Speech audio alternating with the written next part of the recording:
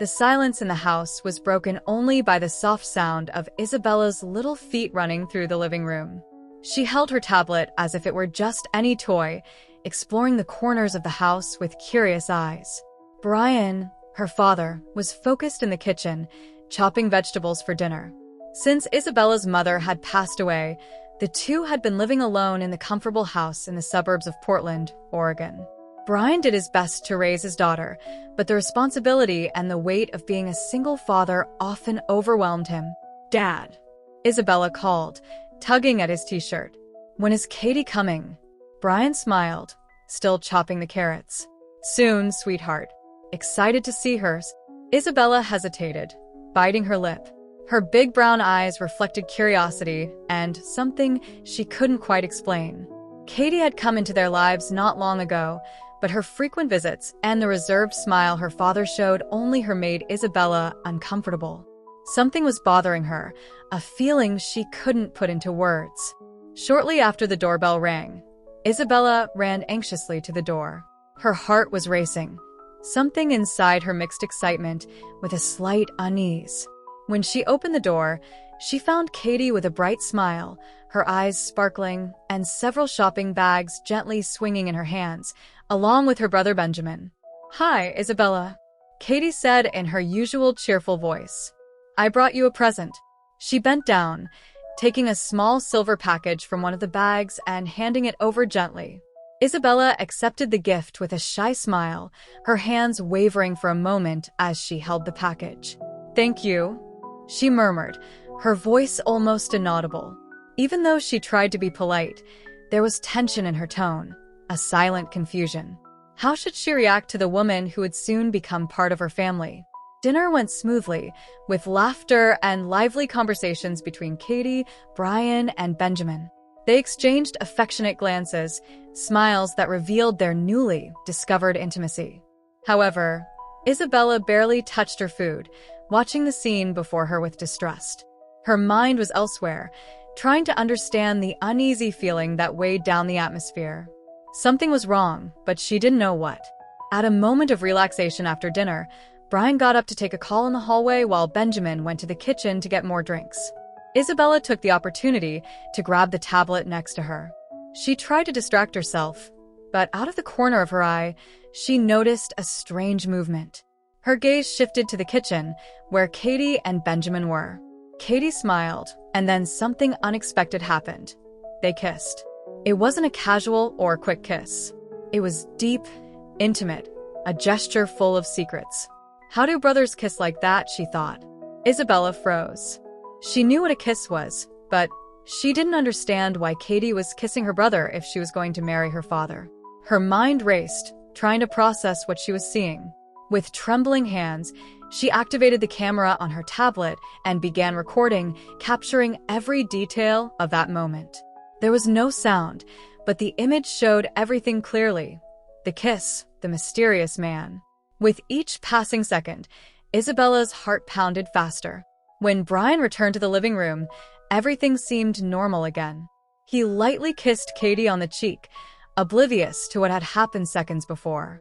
Katie acted as if nothing had occurred, smiling at Brian again. But Isabella knew that something terribly wrong had unfolded before her eyes.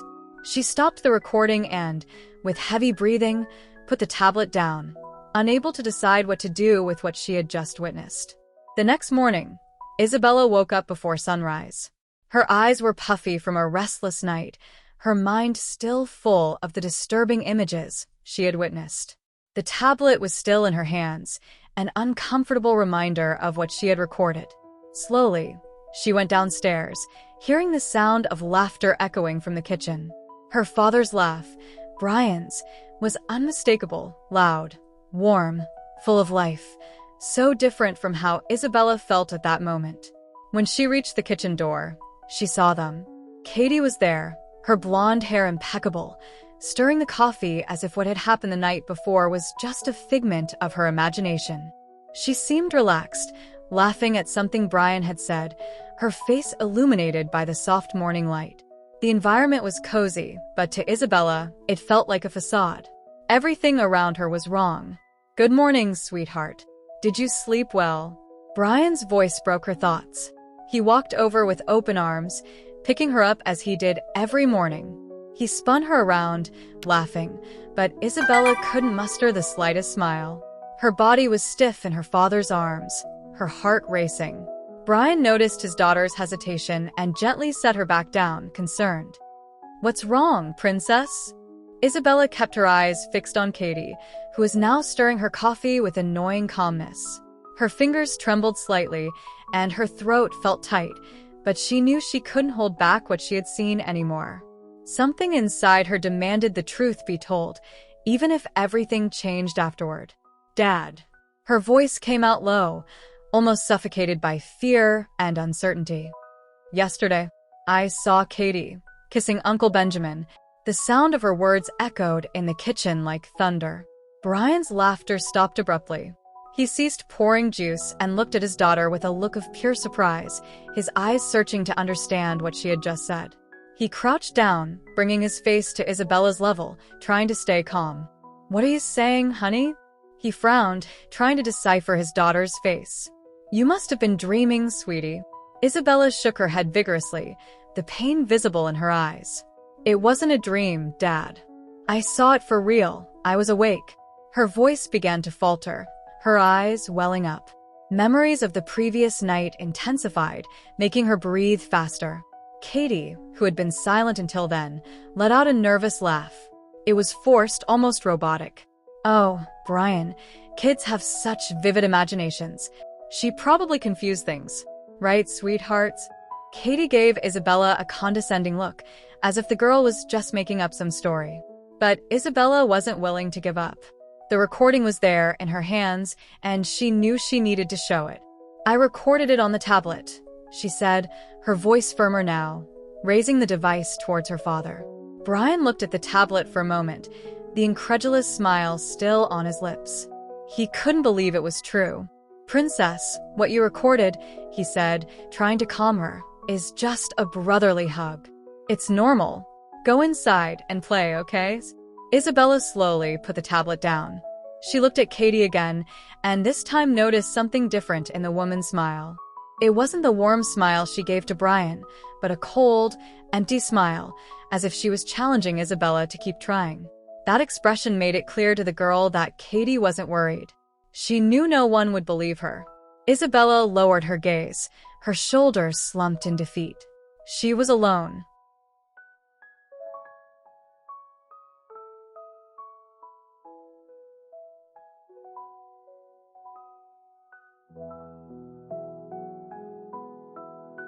During the day, Isabella remained silent, watching every movement around her with growing distrust. Katie and Brian laughed together, exchanged knowing looks, as if they were the perfect couple. But to Isabella, the whole scene seemed like a fragile act. Katie's smile, when directed at her, seemed forced, a mask hiding something dark.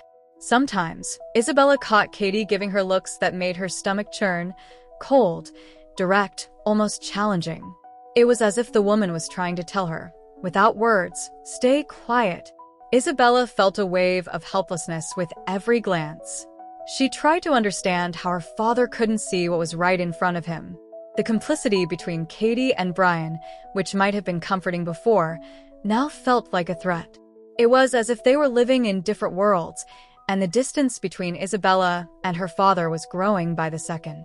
When night fell and dinner was over, Isabella felt she couldn't bear the weight of the truth alone anymore. She needed to try again, to make her father listen. She slowly went up the stairs, her heart pounding in her chest. With the tablet firmly in her hands, she entered her room and sat on the bed. The wait was agonizing, but soon Brian appeared at the door, his face tired but welcoming. "Did you want to talk to me, princess?" He entered the room, sitting beside her. Isabella took a deep breath, struggling to find the right words. She knew this could be her last chance to be heard. "Dad, I don't like Katie." The confession came out in a whisper, but it was enough to make Brian sigh heavily, as if he already knew what she was going to say. He ran his hand through his hair, visibly exhausted by the situation. "I know it's hard, Bella. This is all new, and you're still getting used to it. But She's going to be part of our family, honey. He looked at his daughter with a mix of patience and tiredness. I need you to try to like her, okay? Isabella felt tears starting to roll down her face, but couldn't hold back the words that were coming. But what if she's not good for us? What if she does something bad? Her voice trembled, and her eyes filled with a mix of fear and desperation. Brian smiled softly, trying to calm her as he always did. He pulled Isabella close, wrapping her in his warm arms. Nothing bad is going to happen, I promise, he said in a comforting voice. Tomorrow is a big day for all of us, and I need you to sleep well, okay? He kissed Isabella on the forehead, stepping back as she wiped her tears with the back of her hands. In silence, he stood up and walked to the door. I love you, princess, he murmured, turning off the light as he left. A few days passed, and Isabella's unease only grew. She could no longer concentrate in classes or on her usual play. Her mind was always on Katie, on the secrets the woman was hiding. Isabella began to watch Katie's every move more closely, as if each gesture could reveal something deeper. What was once just distrust now seemed to turn into an uncomfortable certainty. Katie seemed different when Brian wasn't around. When he was in the living room, she laughed, made jokes, seemed like the perfect woman for her father. But when Brian left or was distracted, Isabella noticed a subtle but significant change. The rehearsed smile quickly disappeared, and Katie's face turned into a mask of coldness and impatience. It was as if she was always on the verge of losing her composure. Isabella caught these moments and increasingly felt that something very wrong was happening. One sunny afternoon, while playing with her tablet in the backyard, Isabella spotted a scene that made her heart race. Out of the corner of her eye, she saw Katie leaving through the back of the house, her cell phone pressed to her ear. She was talking to someone, and it soon became clear who it was. Benjamin was on the sidewalk next to a car, approaching Katie quickly. He looked tense, his posture stiff, as if he was angry. Isabella, her heart racing, hid behind a tree in the yard, holding her breath as she watched the scene. You said everything would be ready, the man said, his voice laden with impatience. His arms were crossed, his face contorted in frustration. Katie, visibly uncomfortable, looked around, making sure no one was listening. It will be, she replied, her voice nervous, as if trying to calm the man, but also herself. Just a few days left. Brian doesn't suspect anything. The words hit Isabella like a punch to the stomach. The tablet in her hands trembled, and she had to cover her mouth with her hand to keep from making noise. Every piece of the puzzle finally fit together. Everything she feared was true. Katie had been lying the whole time, and now Isabella knew it wasn't just about the kiss with the stranger. There was something much bigger, something dangerous, involving her father. Isabella watched as Katie and the man exchanged a few more words, both clearly nervous. They didn't notice the girl spying from the tree, but Isabella saw everything with frightening clarity. When the conversation ended, Benjamin quickly walked away, and Katie stayed there for a few seconds, taking a deep breath before returning home. The smile she wore around Brian was back, but now Isabella knew what was hiding behind it. Katie noticed Isabella's discreet movement. Her eyes, once focused on the man in front of her, slowly turned to the girl hiding behind the tree. The fake calm smile she had been wearing dissolved for a second, replaced by a cold, calculated expression. When her eyes met Isabella's, the girl's stomach churned. Katie knew she was spying. Katie's expression instantly changed to a forced smile, but her eyes remained cold. She took a few steps toward the girl, tension evident in every movement, as if desperately trying to maintain control. Come here, sweetheart, Katie said, her voice sounding soft and sweet, but carrying a veiled threat. What are you doing hiding there? Isabella felt her body freeze for a moment. Panic spread through her chest like fire, but her legs finally responded. Without saying a word, she turned sharply and ran as fast as she could toward the house. Her feet barely touched the ground as fear took over every thought. She knew Katie was no longer just an uncomfortable figure in her life. Now, she was a real danger. As soon as she entered the house, Isabella ran up the stairs with her heart racing. the sound of her footsteps echoing through the hallways. She locked herself in her room with a sharp snap, feeling her whole body tremble. The tablet, which was once just a weight in her hands, now seemed like her only defense, her only protection against the impending danger. She pressed it against her chest, her hands trembling, as if the device could physically protect her from the threat she felt approaching. Sitting on the floor, leaning against the door, she tried to control her heavy breathing. The recording of Katie's conversation with the man was still on the tablet. That was her only proof, the only way to show her father she wasn't lying, that something horrible was happening right under his nose. But now, more than ever, Isabella knew she needed to be careful. If Katie had realized she was spying, she wouldn't rest until ensuring Isabella couldn't reveal what she had seen. Katie gently knocked on Isabella's bedroom door, but the sound seemed to carry something sinister. "Sweetheart." Katie's voice sounded sweet, syrupy, almost artificial, the kind of sweetness that made Isabella shiver. "Let's go for a car ride? Just the two of us." On the other side of the door, Isabella froze. Panic tightened her chest, but she knew she couldn't refuse without raising suspicion. Her mind raced for an escape. Hesitantly, she opened the door, and there was Katie, smiling calculatedly, her eyes shining with a strange intensity. With few options, Isabella was taken. Fear infiltrated every thought, but she couldn't disobey. Katie led her to the car, maintaining the facade of calmness, but Isabella knew it was a trap. During the drive, Isabella remained silent, her eyes glued to the tablet in her lap. Her hands were sweaty and trembling, but she couldn't let fear paralyze her. As Katie drove, keeping a fake smile on her face, Isabella discreetly activated the tablet's GPS. If something happened, at least her father could track where they were going. The sense of security was thin, but better than nothing. As the car moved, Isabella noticed that the familiar city streets began to disappear. The houses became more spaced out, and the road that was once busy now seemed increasingly deserted. Anxiety grew inside her with every mile, her heart beating faster, as if it could predict what was to come. The surrounding landscape became more isolated, and Katie, though still smiling, no longer spoke to her. The silence inside the car was suffocating.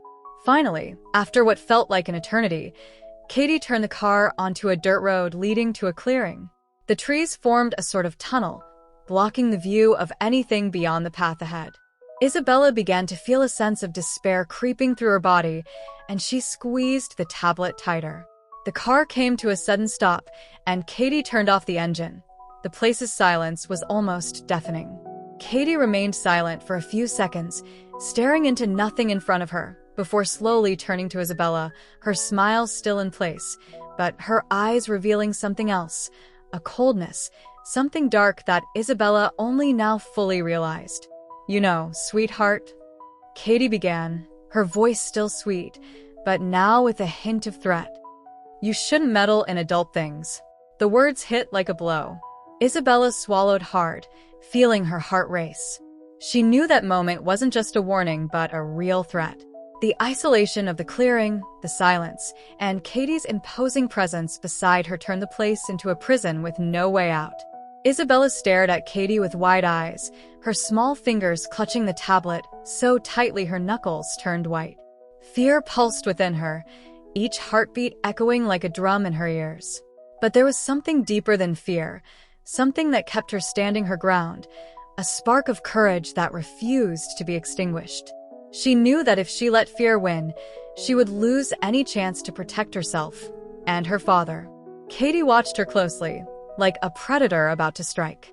Her cold eyes analyzed every reaction of Isabella, searching for any sign of weakness. The expression of false sweetness had completely vanished, leaving only a mask of cruelty and determination. "Do you really think you can keep doing this, don't you?" Katie said, her voice calm but filled with threat. "You think you can interfere with what I'm doing?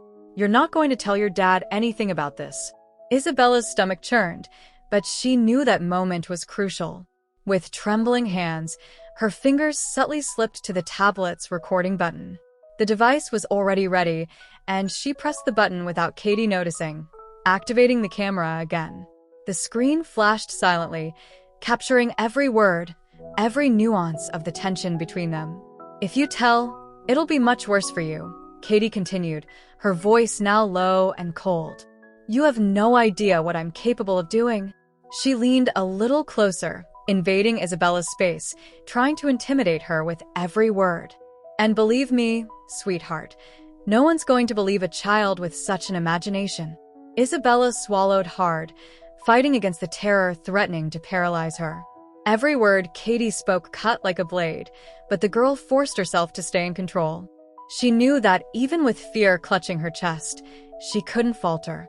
The tablet in her hands was her only weapon, her only chance to expose the truth. The video was being recorded, capturing every threat, and she knew it could make a difference. Katie's words continued to echo in Isabella's head, but now, more than fear, there was a growing determination. The woman underestimated her, thinking she could manipulate and silence her, but Isabella wasn't willing to give in so easily. She pressed the tablet even harder against her chest, feeling adrenaline rush through her veins. As Katie stepped back a little, certain she had broken the girl, Isabella held onto the only certainty that kept her strong. She had the proof. Every threat, every cruel word was being recorded, and somehow, she would find a way to show it to her father. The danger was real, but now, she knew she could fight against it. As time passed, Brian, at home, began to feel growing unease. The clock on the wall ticked away each second the two were out, and the house's silence, once a quiet companion, now weighed like a threat. He tried calling Katie and Isabella several times, but neither call was answered. The relaxed smile Katie had thrown his way when leaving the house now seemed like a distant, false echo. A sense of urgency took over Brian, and he rushed to grab Isabella's tablet, remembering she always activated the GPS. When he finally managed to track the location, his heart sank. The point on the map showed Isabella in a remote area outside the city. A place he didn't recognize, a deserted road that led nowhere he knew. Something was terribly wrong. A chill ran down his spine, and he knew he had to act immediately. Without wasting time, Brian called the police, his voice trembling with concern as he explained the situation. "My daughter is missing. She's on a deserted road, far from everything. I can't get in touch with her." The operator instructed him to stay calm and assured him that a team was on the way, but Brian couldn't wait. He couldn't stand still while his daughter was in danger. With a knot tightening in his stomach each second, he rushed to the car and headed toward the location the GPS indicated. The next few hours were the longest of his life. Every mile traveled seemed insufficient, and the sense of urgency grew with each minute. The road became increasingly deserted, signs of civilization vanished, and the only thing keeping Brian moving was the thought that he needed to save his daughter. Meanwhile, in the isolated clearing, Isabella felt time passing strangely, as if each minute stretched into hours. Katie, beside her, remained silent, but the tension in the air was palpable. Isabella pressed the tablet against her chest, trying to ignore the fear consuming her. But then, something changed. Amid that oppressive silence, Isabella heard a distant sound. At first, it was almost imperceptible, but soon it became clear. Voices. Someone was approaching. Her heart raced, and she stood up quickly, trying to listen more intently. The voices were muffled by the density of the trees, but Isabella clearly heard a name echoing through the forest. Isabella. The voice was firm but urgent. It was a police officer. The hope Isabella had struggled to maintain finally found a way. Her heart, once tight with fear, now filled with relief. She opened her mouth, her voice weak from so much time in silence, but carrying newfound strength. "I'm here," she shouted as loud as she could, her voice trembling but full of new hope.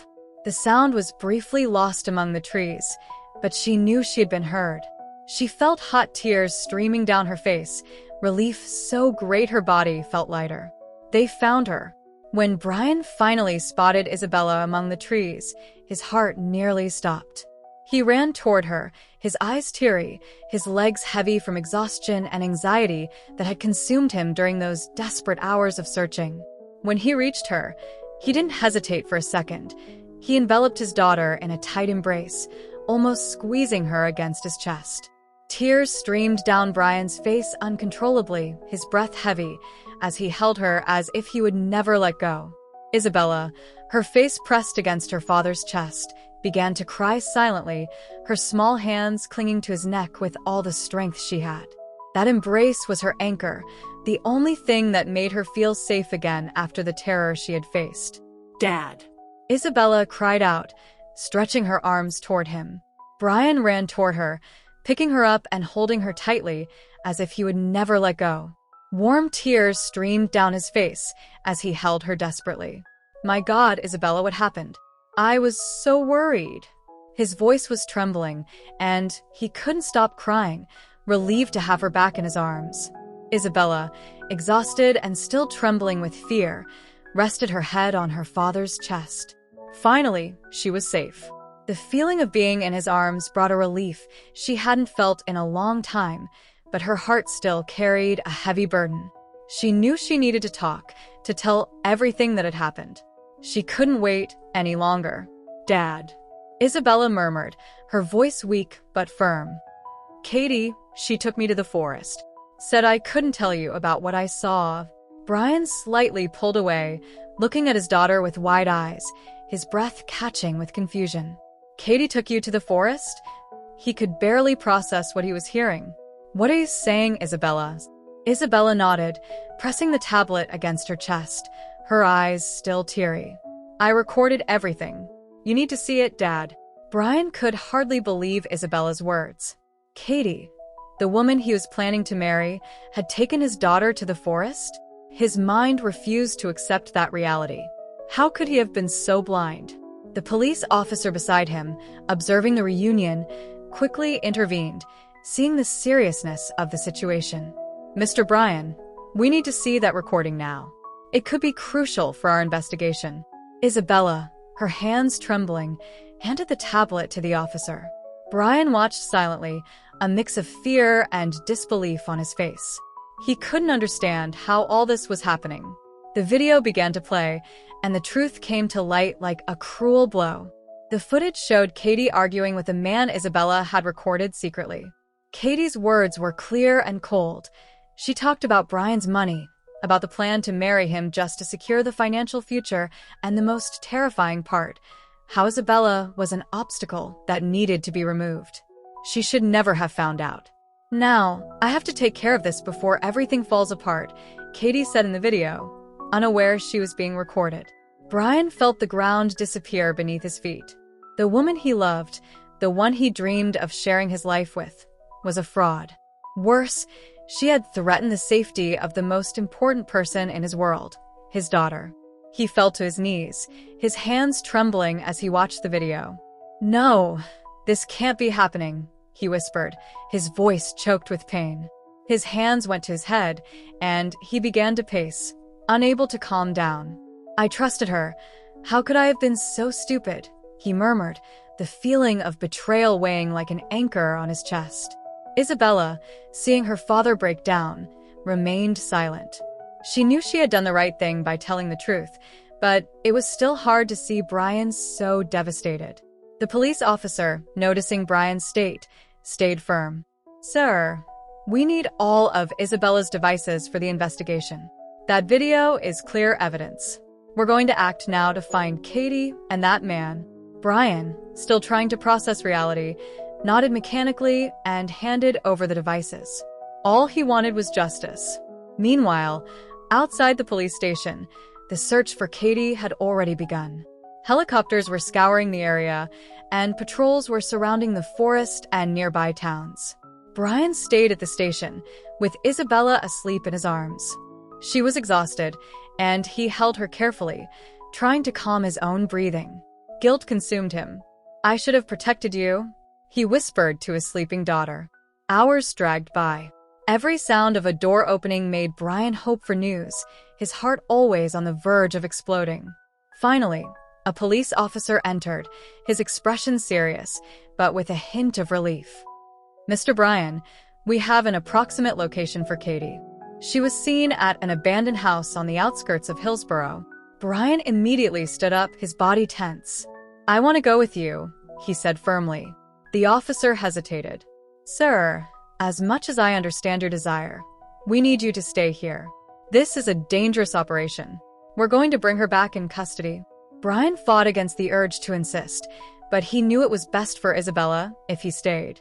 He looked at his daughter in his arms, holding her tightly. "Do it quickly," was all he could manage to say, a lump in his throat. As Brian waited, Katie, fully aware that her time was running out, took refuge in an old country house. The darkness of the night enveloped the place, and the only light came from the moon, filtered through the broken windows. She paced back and forth, her body tense, checking her cell phone every minute. The silence around her only increased her anxiety. "Damn, cursed brat," she muttered, gritting her teeth, her mind desperately trying to find an escape. She knew everything was falling apart because of a child. Suddenly, the distant sound of sirens cut through the night's silence. Katie's heart raced. "They found me." She ran out of the house, her steps hurried by the darkness. She tried to dash into the woods, but the sound of footsteps and flashlight beams was already close. "Katie," a voice echoed through the night. "You're surrounded. There's nowhere to run." Panic took over her. Katie started to run, tripping over branches and roots, as the police lights illuminated the area. When she reached a steep ravine, she saw she had no way out. Exhausted, with no options, she stopped running. A flashlight beam reached her. "Stop where you are," the officer shouted, weapon in hand, ready to act. Katie raised her hands, her eyes full of fear. It was the end. Back at the station, Brian was sitting but could barely stay still. His hands trembled, sometimes clenched into fists of pure frustration, other times running through his hair as he tried to process everything that had happened. The mix of anger and relief consumed him, leaving him on the verge of collapse. Relief because his daughter was safe, but the anger dominated him completely. He couldn't believe how he had been so deceived. Every moment spent with Katie now seemed like a facade, a carefully constructed lie. The custody room door suddenly opened, and Brian knew what was coming next. He stood up, his heart pounding, and his eyes fixed on the hallways. Katie, handcuffed, was being escorted by 2 officers. The sound of footsteps echoed on the marble floor, and every clink of the handcuffs seemed like a cruel reminder of how he had been manipulated. Her face, which once radiated confidence and charm, was now pale, her gaze lowered, defeated. There was no longer the calculated smile or the seductive sparkle in her eyes. Katie was just a shadow of the woman he thought he knew. Brian stared at the scene with a churning stomach. He expected some kind of visual confrontation, an explanation, maybe even an apology, but Katie didn't even dare to look up at him. The silence between them was deafening, but the weight of betrayal was overwhelming. Brian couldn't believe he had allowed that woman to get so close to his life, to his daughter. Every word she had said, every gesture of affection, every promise of the future, all crumbled before him. A police officer stopped next to Brian, ready to take her away one last time, but before that, Brian took a step forward, unable to contain his fury. "Why?" he asked, his voice lower than he intended, but filled with pain. "Why did you do this?" Katie remained silent. She didn't turn around, didn't offer a response. Her shoulders were slumped, her body hunched with shame or regret, or maybe just the frustration of being caught. But to Brian, it didn't matter anymore. He realized at that moment that nothing she said would be enough. Nothing would explain or erase what she had done. "Look at me," Brian demanded, his tone firmer now. But Katie remained still, unreactive, as if she wanted to disappear. Her silence only fueled Brian's anger. Every second that passed seemed to make his blood boil, even more. And then, something inside Brian broke. He simply gave up. Without waiting for any response or explanation, he turned abruptly and left the room. He couldn't look at her anymore, nor did he want to. The sound of the door slamming echoed through the hallways, leaving Katie behind alone. Outside the station, Brian took a deep breath, trying to compose himself. The fresh air hit his face, but it seemed insufficient to calm the storm inside him. He leaned against a wall, closing his eyes for a moment, seeking some kind of peace. Every part of his life with Katie now seemed like an illusion. And although the nightmare was finally coming to an end, the scars it left would be deep. Inside, Isabella, still asleep from sheer exhaustion, was being moved to a quieter room where she could rest safely. Brian knew that when she woke up, he would have to be strong for her. He would have to be there, whole, to show that despite everything, they would overcome it together. The nightmare was finally ending. Months passed since the nightmare that almost destroyed Brian and Isabella's lives. On the day of the trial, the courtroom was packed. Every seat was filled, every eye fixed on the defendant's bench. There, Katie and her accomplice, Greg, sat side by side, their expressions showing the weight of the inevitable conviction. Katie, who once exuded confidence and manipulation, now seemed a pale shadow of the one who had deceived Brian. Next to her, Greg maintained a stiff posture, but nervousness was clear on his face. Brian and Isabella were present, sitting discreetly in a corner of the courtroom. Brian held Isabella's hand firmly, both feeling the weight of the moment. The silence in the room was almost palpable as the video recorded by Isabella was played. The footage showed every detail of Katie and Greg's conversation, capturing their voices laden with threats and conspiracy. Katie's cold words echoed through the room, capturing everyone's attention. The entire courtroom fell into absolute silence. No one dared to look away. Everyone present understood the gravity of what was being shown. Isabella, her eyes fixed on the screen, relived that moment, but now felt stronger. What was once fear was now a mix of relief and justice. She had been the key to exposing the truth, and that recording was undeniable proof that no one could contest. The prosecutor stood up and went straight to his argument. Ladies and gentlemen, what you have just seen is not just evidence of conspiracy. It is a direct testimony of how an innocent child was put at risk by people willing to do anything to deceive and manipulate. They knew exactly what they were doing. I ask this court to recognize the severity of these crimes and impose appropriate punishment. His voice was firm, and his words left no room for doubt. He highlighted the premeditation, the coldness, and the threat Katie and Greg represented to Isabella, a girl who only wanted to protect her father. These defendants should not go free. They must pay for their actions. The judge, after hearing the arguments and deliberating with the jury, didn't hesitate to deliver the verdict. Katie Morgan and Greg Taylor, you are found guilty of kidnapping, conspiracy, and fraud. Your actions endangered the life of a child and manipulated a family's trust. I sentence both of you to 20 years in prison, without the possibility of parole. The judge's words echoed through the room, marking the end of a long battle. Brian felt a wave of relief wash over his body, as if the weight he had carried for months had finally been lifted. He squeezed Isabella's hand harder, feeling the emotion of the moment take over both of them. The tears in his daughter's eyes said it all. It was the end of that nightmare. Isabella looked at her father, her eyes teary, but now filled with a tranquility she hadn't felt in months. "Dad," she whispered, her voice choked. "Katie won't hurt us anymore?" Brian bent down, pulling her into a tight embrace, surrounding her with all the love and protection he knew he should have always given. "Never again, sweetheart," he replied firmly, his voice filled with emotion. "Never again." As the defendants were led away, Brian and Isabella remained embraced for a few more moments, feeling that the terror had finally ended and a new chapter of their lives could begin, without fear, without lies, and with the certainty that they would always have each other. In the months that followed the trial, Brian and Isabella's lives slowly began to find a new rhythm. The marks of the past were still there, like shadows lurking in moments of silence, but each day they moved closer to a peaceful routine where fear and uncertainty no longer had a place. They decided to move to a new house in a quiet, welcoming neighborhood, away from curious eyes and the memories the old house held. The new house was small but cozy. Every corner was filled with little signs of a fresh start. The walls, which once seemed to enclose insecurity and pain, now served as a backdrop for laughter and simple, meaningful moments. Brian made it a point to create new memories, to fill Isabella's days with as much happiness as possible, as if each moment were a brick in rebuilding their lives. Isabella, though still carrying the emotional scars of what she had been through, was beginning to return to being the smiling girl she once was.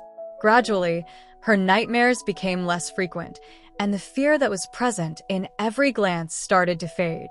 With Brian's unconditional love and support, her internal wounds, though deep, began to heal. Every smile she gave was a victory, a reminder that despite everything, they were winning. They allowed themselves to live a calmer life, without hurry, appreciating the simple moments that once seemed ordinary but were now precious. Quiet dinners at the table, walks in the park, laughter echoing through the new house. Brian, each day, made an effort to ensure Isabella knew she would never be alone again. One night, during a trip they took to Disney, one of Isabella's dreams that Brian finally managed to fulfill, they found themselves in the midst of a crowd watching the fireworks show. The sky was filled with colorful explosions lighting up everything around, and laughter and exclamations of surprise came from all sides. But at that moment, none of it seemed to matter to Isabella. Her eyes were fixed on the sky. Yes, but her heart was at peace. She looked at Brian, her face illuminated by the fireworks lights. For the first time in months, there was no trace of fear in her gaze, only gratitude and love. "I love you, Dad," she said softly, with a sincere smile, the kind of smile he had feared he would never see again. Brian, feeling his heart warm in a way he hadn't felt in a long time, bent down to her level, his eyes teary with emotion.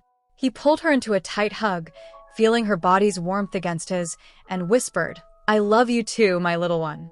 Forever." They stayed like that for a few seconds, the fireworks exploding above, but to Brian, the real show was Isabella's smile and the relief of knowing that despite everything they faced, they were okay. That moment, simple and magical, was proof that no matter what they endured, they had each other. And that was enough to move forward. The end.